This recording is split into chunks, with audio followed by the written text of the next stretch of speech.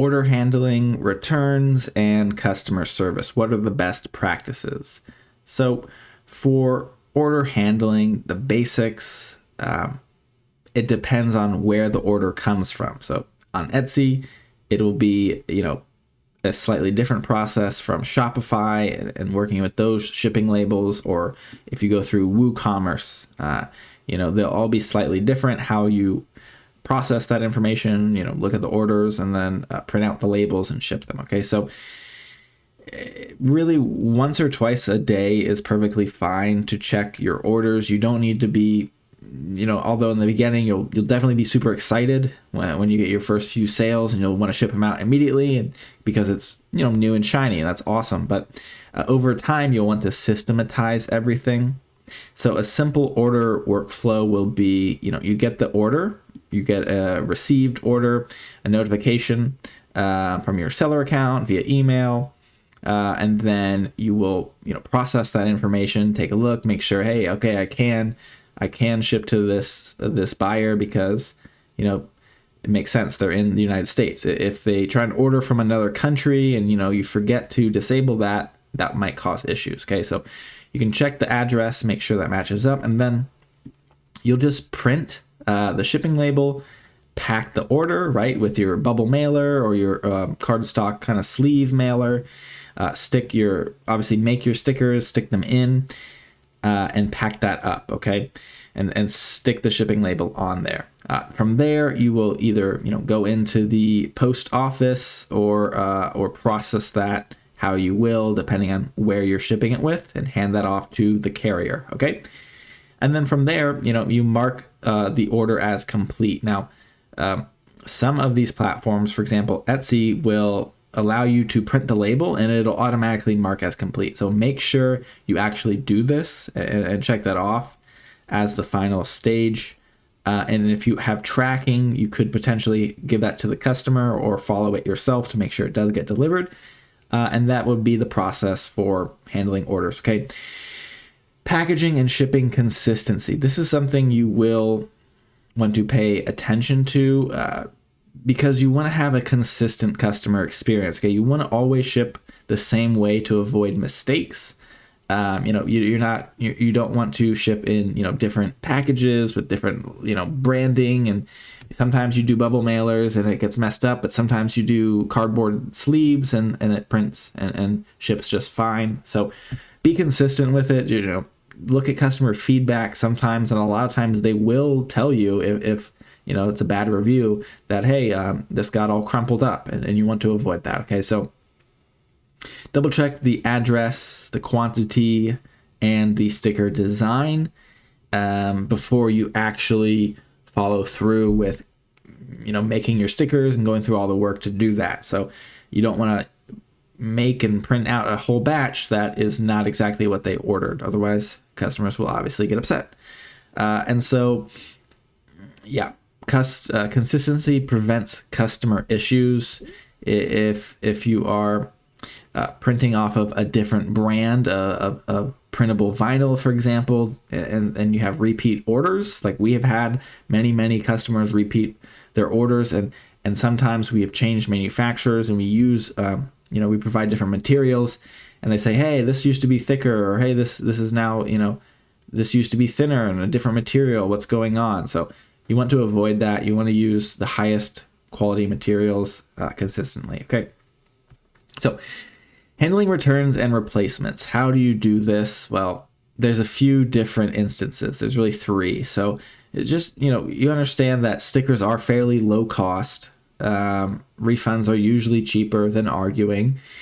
You really don't want to leave a customer with a negative experience and go back and forth a bunch and say, no, well, you don't understand. Like, I have to keep my costs down. Customers don't care about that. They want their product. They want it quickly, and they want it as advertised. Okay.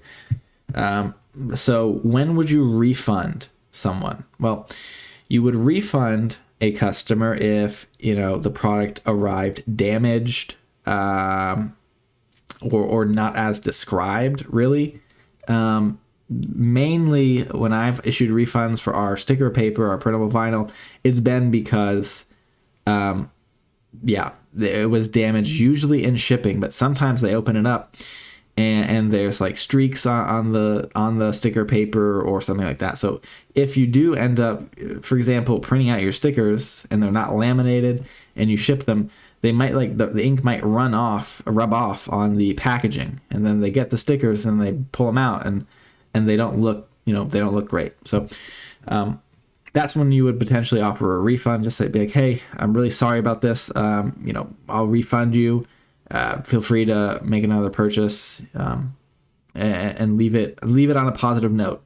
So if they leave a negative review, this is a good way to kind of combat that and say, hey, you actually take care of them, and then they'll potentially give you a better review, which has happened to us before. So when would you replace something?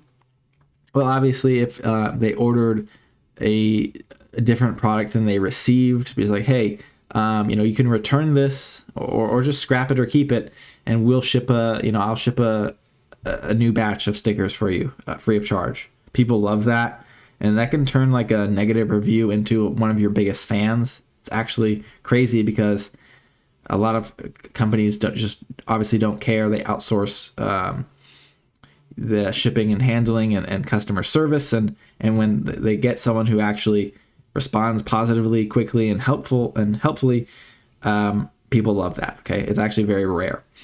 And then when would you ignore something? I have done this very rarely. When a customer messages us, and it's usually when it's something fishy, when they're like, hey, they give like a weird excuse for why they want their money back, even though you can tell they already like printed and used the product, or they just, if they peeled off and used your stickers and they say, I don't want this anymore, that wouldn't make sense. So you can ignore that type of thing. Okay.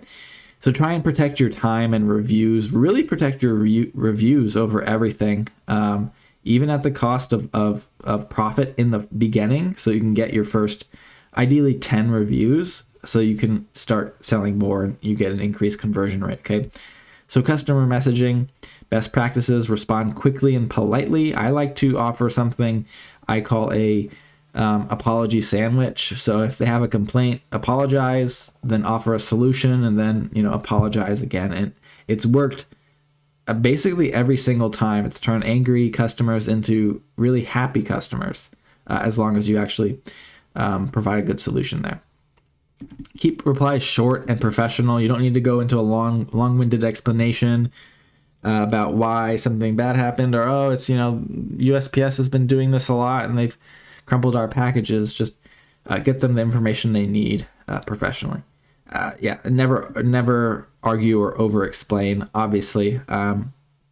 You really don't want to turn a negative customer experience into someone who goes around the internet and badmouths your company. Okay. So a lot of kind of example responses that we've gotten for selling the sticker paper would be, people say, hey, this product got lost in the mail. That might fall on your shipping carrier to address. Maybe even if you sell on Amazon, like we have, Amazon handles that, and it's their fault, so they eat that cost. So you'll want to figure that out and see the response there. Stickers damaged, probably refund them, potentially just replace their order, and they might be able to, give you a positive review if you fix that. And then wrong item received, they ordered a certain sticker and then you sent them a wrong one, then you might just replace or have them return it and swap it out. Really just whatever costs you the least amount of money to handle and will likely give you a better review. Okay. So think of reviews as a long-term type of strategy. It's not upfront when we've launched products, and when you're launching and building your sticker store, you're going to want to prioritize actually reviews over profit. It might not make sense upfront, but for long-term building this business, it's really a smart business move. Okay, because happy customers equal better reviews, which does equal more sales, right? The more reviews you have, the more positive reviews you have, the higher your conversion rate on your listings will be. It'll cost less in advertising. You'll get less returns and complaints because people will read the reviews and know what to expect, okay?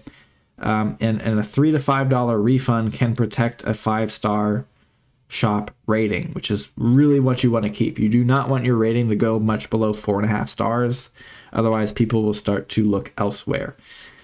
And really, good service matters more than squeezing profit early. That's really what I want to drive home here.